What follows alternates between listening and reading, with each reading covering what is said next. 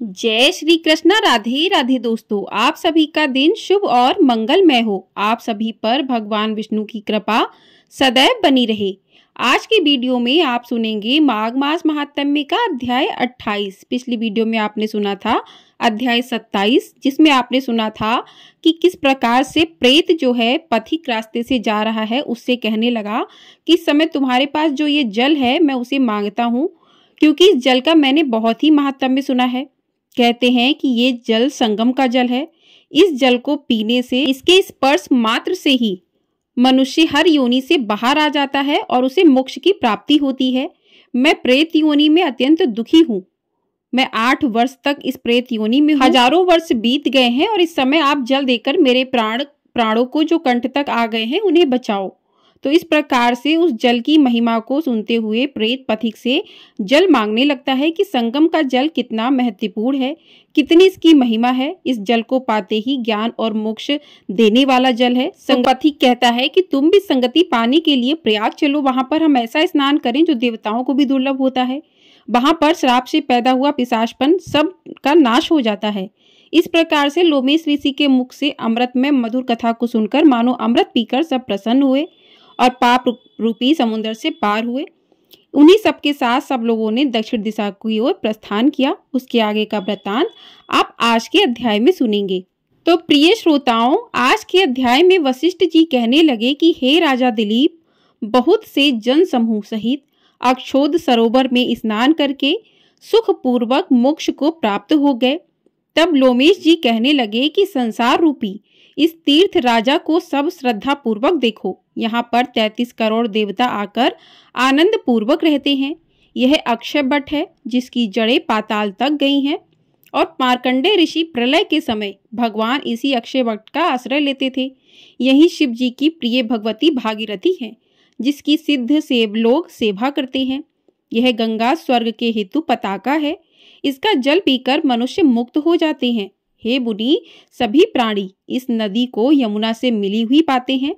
इसका संगम बड़े पुण्य से प्राप्त होता है। इसके स्नान से जन्म मृत्यु रूपी दावानल से कोई नहीं तपता, परंतु ज्ञान प्राप्त करके मुक्त हो जाता है। यहाँ पर स्नान करने से सभी प्राणी बिना ज्ञान के भी मुक्त हो जाते हैं। इसलिए ब्रह्मा जी ने यहाँ यज्ञ करने की इच्छा की थी। इसी संगम में भगवान विष्णु ने स्त्री प्राप्ति की इच्छा से स्नान करके लक्ष्मी जी को प्राप्त किया। यहाँ पर त्रिशूलधारी शिव जी ने त्रिपर दैत्य को मारा था और प्राचीन काल में उर्वशी स्वर्ग से गिरी थी तथा स्वर्ग पाने की इच्छा से यहाँ पर ही उसके स्नान करने से नहुष कुल के राजा ययाति ने वंशधर पुत्र प्राप्त किया। यहाँ पर इंद्र ने प्राचीन काल में धन की इच्छा से स्नान किया था और माया से कुबेर के सब धन को प्राप्त किया था। प्राचीन काल में नारायण तथा नर ने हजारों वर्ष तक प्रयाग में निराहार रहकर उत्तम धर्म किया था। यहाँ से जगाश्व सन्यासी ने महादेव जी सी जैसी शक्ति वाले से विजय पाई थी तथा अणिमा आदि योग के अति दुर्लभ ऐश्वर्य प्राप्त किए थे।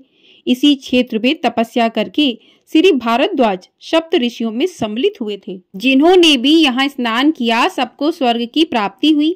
इसलिए हमारे विचार से तुम त्रिवेणी में स्नान करो। इस स्नान से पहले किए हुए तुम्हारे सब पाप नष्ट हो जाएंगे और संपूर्ण वैभवों को प्राप्त हो जाओगे। ऋषि के इस प्रकार के सत्य वचन सुनकर सभी त्रिवेणी में स्नान करने लग गए और उसी स्नान करने से सबकी पिशाचता नष्ट हो गई। शाप से विमुक्त होकर उन्होंने अपना शरीर धारण कर लिया। वेद निधि ने अपनी संतान को देखकर प्रसन्नचित होकर लोमेश जी को संतुष्ट किया और कहा कि आपके अनुग्रह से ही श्राप से विमुक्त हुए। अब आप इन बालकों के योग्य धर्म को कहिए। लोमेश जी ने कहा कि इस युवा कुमार ने वेदों का अध्ययन समाप्त कर लिया है, इसलिए इन कन्याओं के प्रीति पूर्वक कर कमलों को ग्रहण करें। तब लोमेश जी तथा अपने पिताजी की आज्ञा से इस ब्रह्मचारी के 5 कन्याओं से विवाह किया। इन कन्याओं के सब मनोरथ पूर्ण हुए। जिसके घर में लिखा हुआ यह मातम्य पूजा जाता है, वही नारायण ही पूजे जाते हैं। पुष्कर तीर्थ में, प्रयाग में, गंगा सागर में, देवालय में, कुरुक्षेत्र में तथा विशेष करके काशी में इसका पाठ अवश्य करना चाहिए। पुष्कर तीर्थ में ग्रहण के अवसर पर इसके पाठ का दुगना फल प्राप्त होता है और मरने पर वैष्णव पद को प्राप्त होता है। बोलिए भगवान विष्णु की जय, बोलिए गंगा मैया की जय। तो इस प्रकार से आज का अध्याय यहीं पर समाप्त हुआ। कहते हैं कि माघ मास में प्रयाग में स्नान करना बहुत ही ज्यादा महत्वपूर्ण माना जाता है।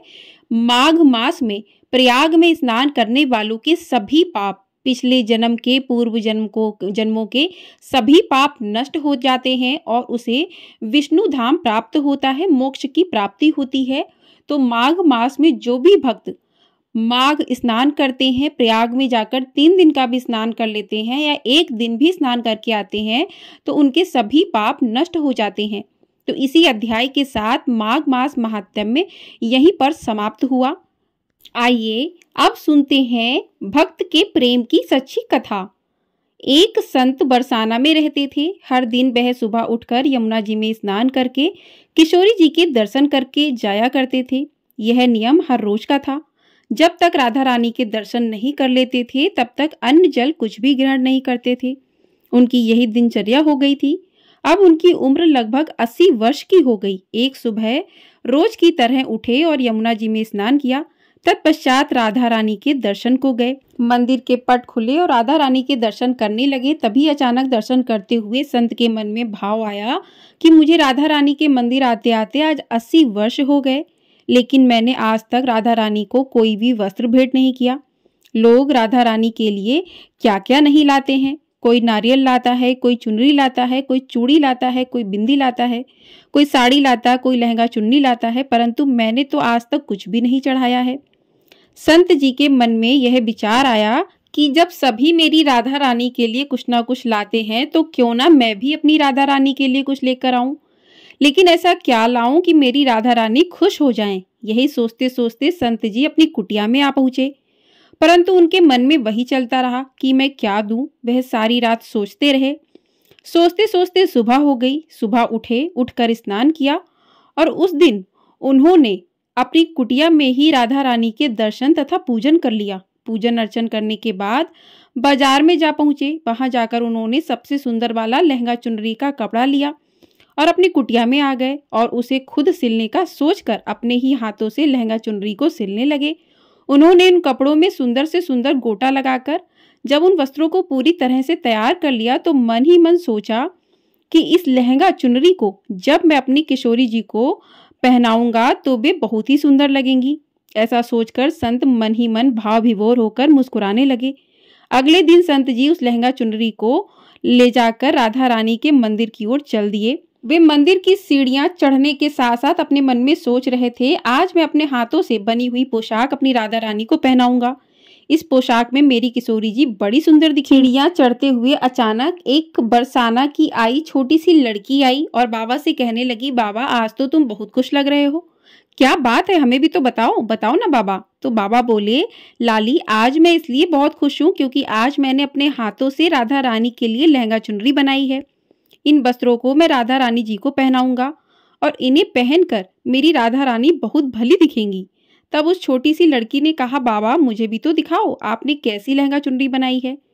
तब बाबा ने उसे वह वस्त्र खोलकर दिखाए। उन वस्त्रों को देखकर वो लड़की बोली, अरे बाबा राधा रानी के पास तो बहुत सारी पोशाक हैं, तो आप ये पोशाक मुझे दे दो ना।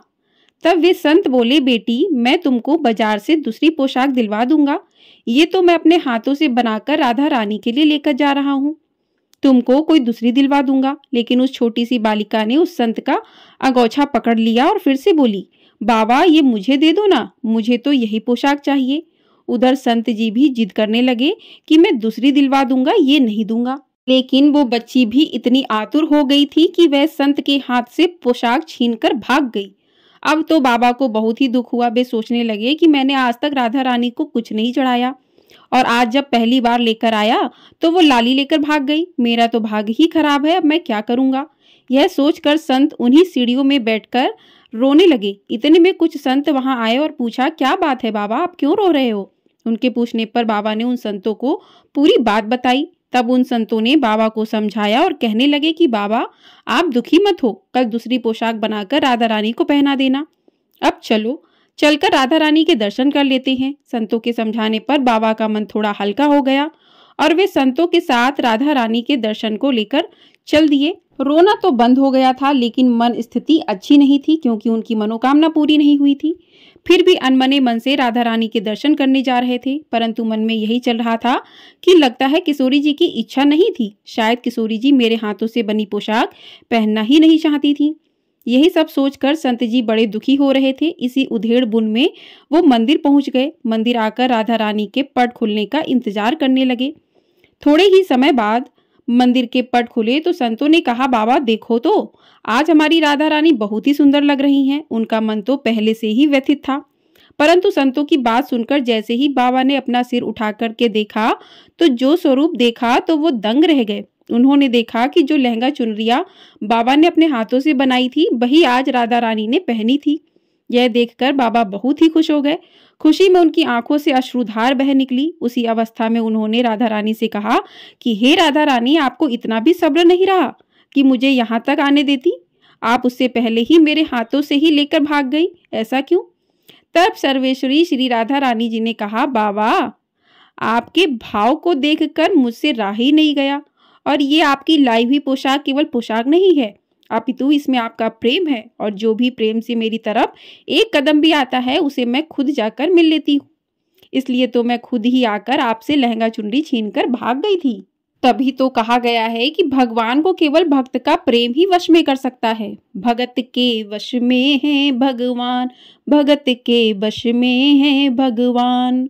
बोलिए राधा रानी की जय, बोलिए कृष्ण कन्हैया लाल की जय, बोलिए बांके बिहारी लाल की जय।